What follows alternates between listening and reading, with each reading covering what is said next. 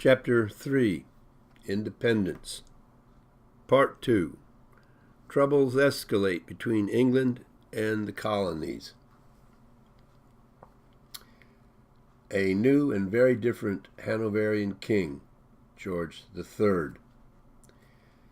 In 1760, with the death of his grandfather, George II, a young and very English Prince of Wales, unlike his grandfather and great-grandfather, who were quite German, took the throne of England as George III.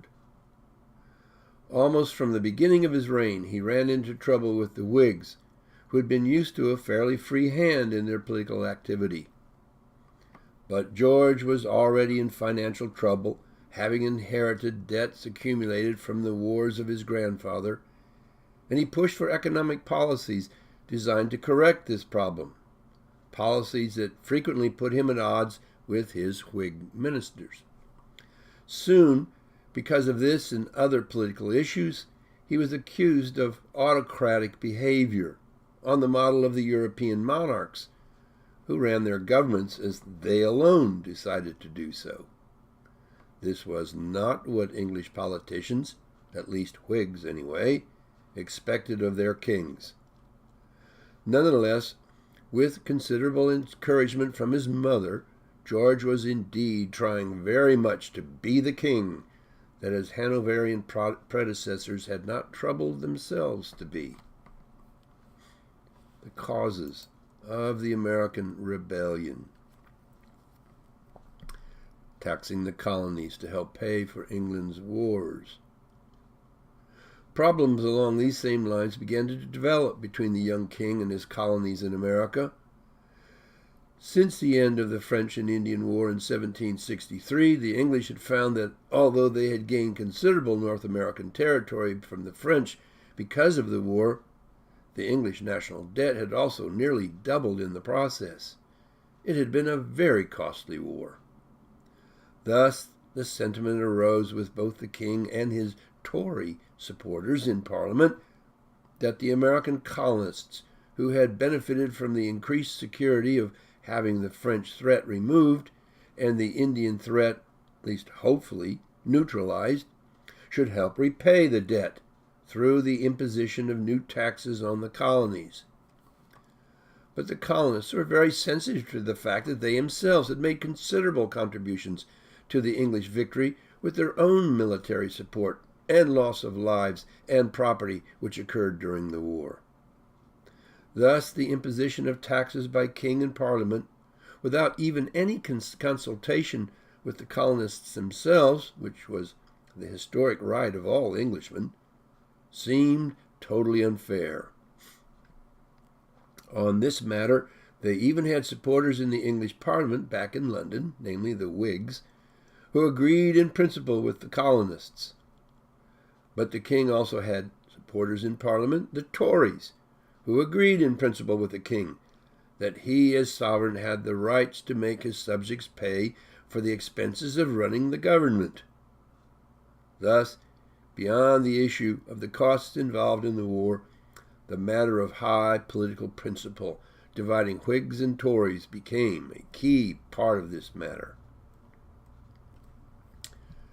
The 1770 Boston Massacre. The matter came to violence when an angry group of Bostonians began taunting British redcoat soldiers stationed in Boston to protect British agents sent to ensure the collection of the hated taxes. Nervous soldiers fired into the surrounding crowd, killing 3 and injuring 8, 2 of whom would subsequently die of their wounds. Volunteering to defend the soldiers was a dedicated lawyer and future American President John Adams. 6 of the soldiers were acquitted and just 2 charged with manslaughter.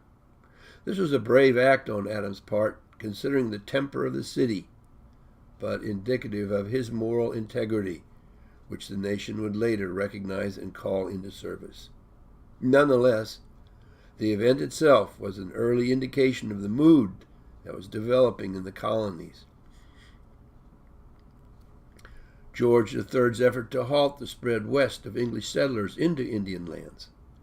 The colonists were also very unhappy that King George III had promised his Indian allies that in recognition of their assistance in his war against the French and France's Indian allies, no Anglo settlers would be allowed into the Indian lands west of the Appalachian Mountains.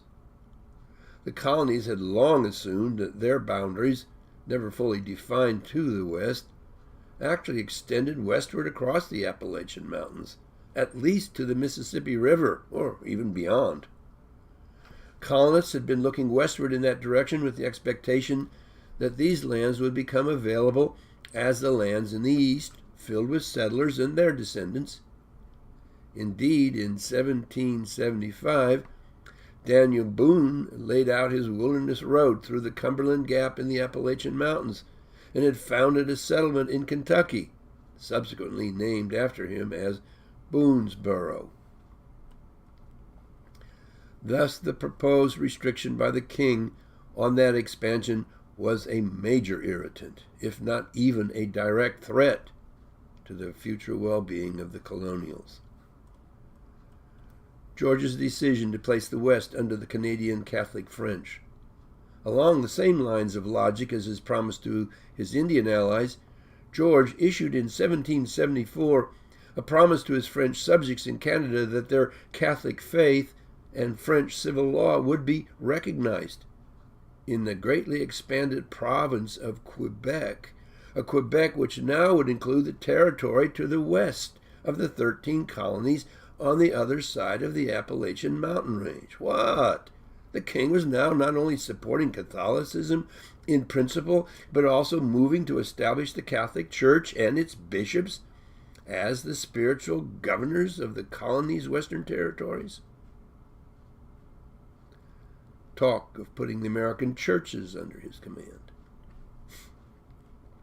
This move to support Catholicism in the western lands, plus the king's talk of wanting to appoint Anglican bishops to oversee the religious life of the English colonies, appeared simply to be a ploy to bring the English colonials' highly cherished 150-year-old religious freedoms in America to an end.